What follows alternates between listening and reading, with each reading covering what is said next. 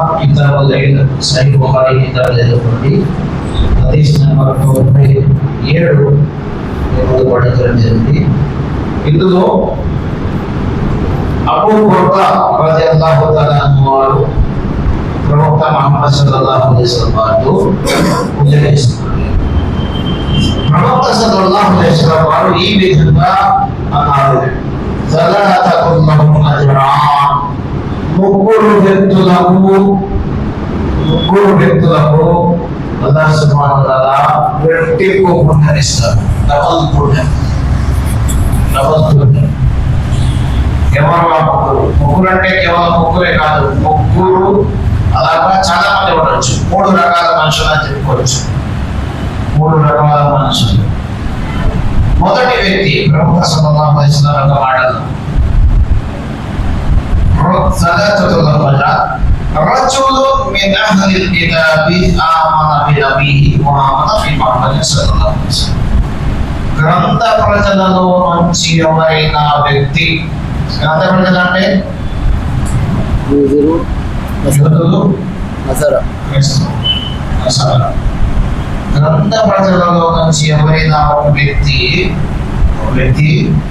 ఆయన అల్లాహ్ విశ్వసించి ఆయన యొక్క ప్రవక్త అయినటువంటి మూసా అలైహిస్సలాం కానీ ఈసా అలైహిస్సలాం కానీ గ్రంథ ప్రజలు అంటే ఏం లేదు కదా. మూసా అలైహిస్సలాంని విశ్వసించిన తర్వాత మళ్ళీ ఆ వ్యక్తి ముందు దావత్ ఇచ్చినప్పుడు ఆయన అల్లాహ్ సుబ్హానహు వ తఆలా విశ్వసించి మూసా అలైహిస్సలాంతో పాటుగా ప్రవక్త ముహమ్మద్ సల్లల్లాహు అలైహి వసల్లం వారిని కూడా విశ్వసించిన వ్యక్తికి రెట్టింపు.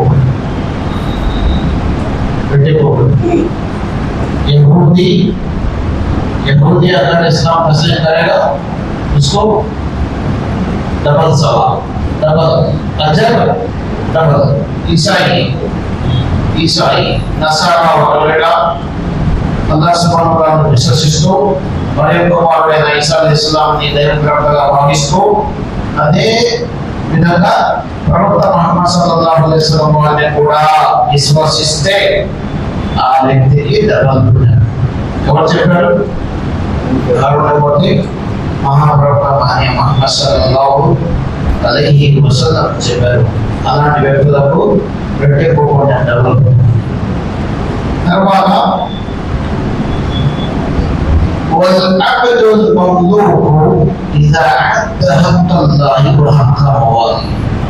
చూడండి, ఇక్కడ ఒక వ్యక్తి ఎవరైనా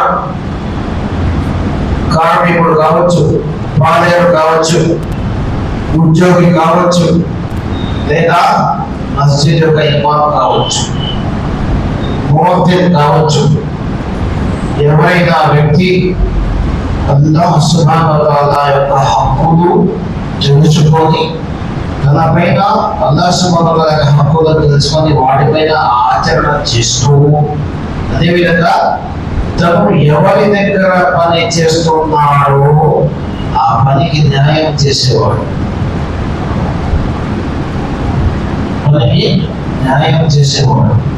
అలాంటి వారికి కూడా రెట్టింపు. నేను 5 పూటల నమాజ్ ఖచ్చితంగా చదువుతా, ఉపవాసాలు ఖచ్చితంగా ఉంచుతా, జకాత్ అన్ని విషయాలు, జకాత్, ఉమ్రా, హజ్, కుర్బానీ సమస్తం అంతా బాగుంది. కానీ నేను పనిచేసే డ్యూటీని దొంగిలిస్తున్నాను. చాలా మంది ఇమాములు 30 రోజుల్లో 15 రోజులు నమాజ్ కొట్టి 15 రోజులు ముఅజ్జిన్తో నమాజ్ చదివించబడుతున్నారు.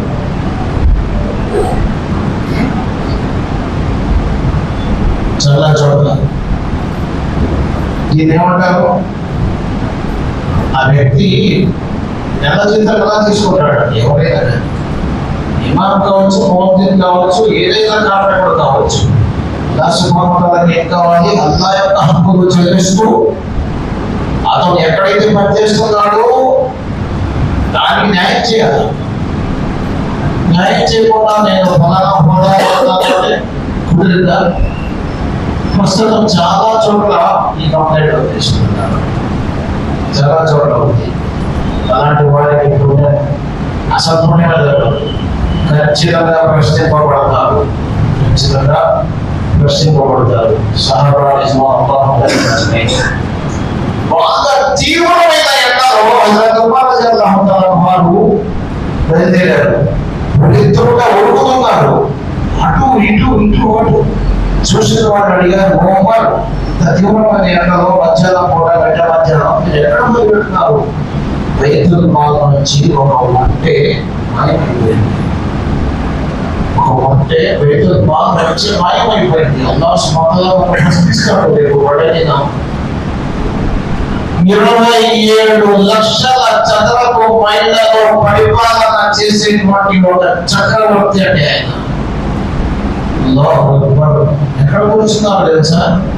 కంకరాల మీద కూర్చున్నారు. అదే ఆయన సింహాసనం. పని ఏంటి తెలుసా? ఇటుకరాళ్ళ పట్టీలో ఇటుకరాళ్ళ అచ్చు పోసేవారు.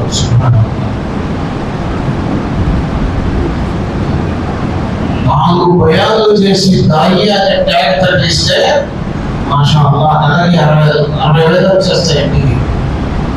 ఎక్కడ నుంచి వస్తాయండి? ఏ ముసళ్ళు అవుతాయి తెలుసా? మాషా అల్లాహ్. ఎక్కడ మీరు ప్రజలు అవుతారు? భయాలు చేసే డబ్బులు వస్తాయండి. ఆ విధంగా నిజంగా అల్లాహ్ వారిని సన్మానం చూపించాలి. అల్లాహ్ వారిని సన్మతిని ప్రసాదించాలి. హలాల్ సంపాదన సంపాదించే భాగ్యం అల్లాహ్ సుబ్హానహు వ తఆలా ప్రసాదించాలి. మీరు ఎవరైతే ఉన్నారో కేవలం అల్లాహ్ యొక్క హక్కులు మాత్రమే చెల్లిస్తారు.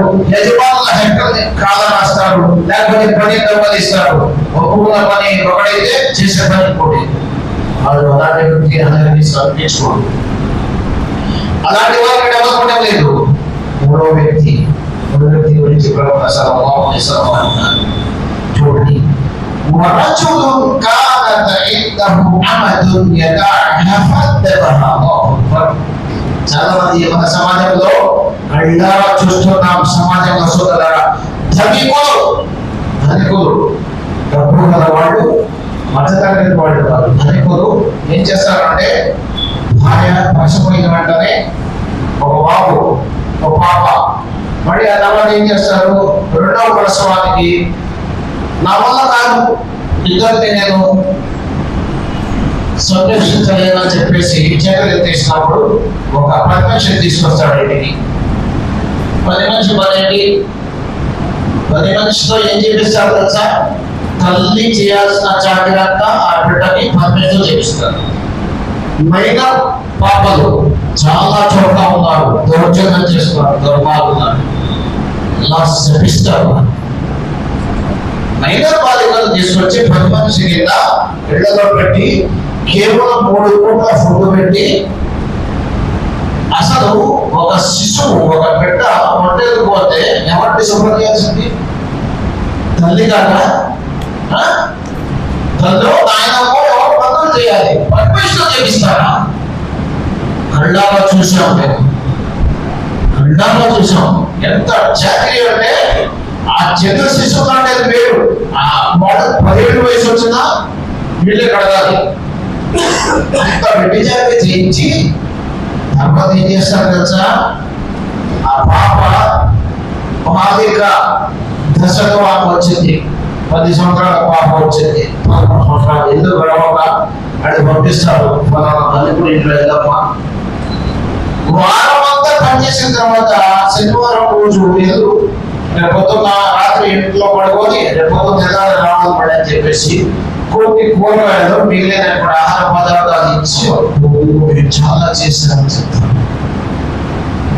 ఇలా సాక్షిగా చెప్తున్నాను, కళ్ళారా చూసి చెప్తున్నాను. తర్వాత మళ్ళీ అదే పాప ఆ ఇంట్లో చాకరీ చేసి చేసి పెరిగి 18 ఏళ్ల వయసు వచ్చేవాడికి ఇంకా తప్పించేసాను.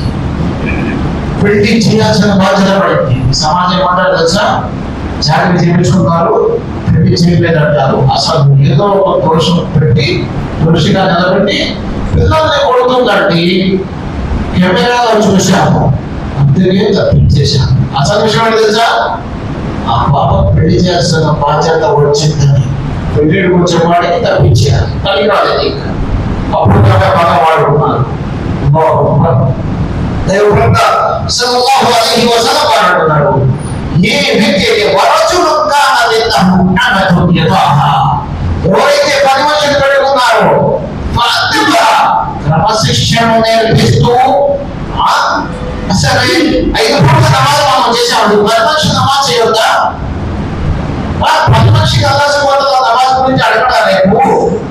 ఏమో నమాజ్ చదివేవాళ్ళు చెప్పాలా లేదా? 10 మనిషికి నమాజ్ చేయించాలి, 10 మనిషికి ఖురాన్ గ్రంథం నేర్పించాలి. ఎక్కడైతే మద్రసాలు ఉన్నాయో అల్హమ్దులిల్లాహ్, ప్రతి చోట ఉన్నాయి అల్హమ్దులిల్లాహ్. ఈ రోజుల్లో 10 మనిషిని కూడా పంపించి రేపు ఆమె కూడా పైన ఒక బాధ్యత ఉంది. ఆమె రేపు ఒక ఇంటికి వెళ్ళాల్సిన కూడా కాబట్టి 10 మనుషులు కూడా ఖురాన్ గ్రంథాన్ని నేర్పించాలి. ప్రవక్త సల్లల్లాహు అలైహి వసల్లం ఆమెకు ఉత్తమ క్రమశిక్షణ నేర్పించండి, ఆమెకు విద్యా పనులు నేర్పించండి, ఆమెకు నేర్పించండి. నిరుపేద విద్య నేర్పించండి ఆ 10 మనిషికి. తర్వాత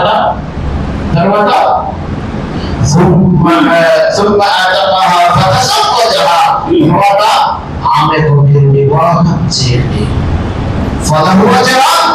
ఈ విధంగా మీరు చేస్తే మీకు రెట్టింపు పుణ్యం మీకు. అలా కాకుండా తప్పించుకుంటే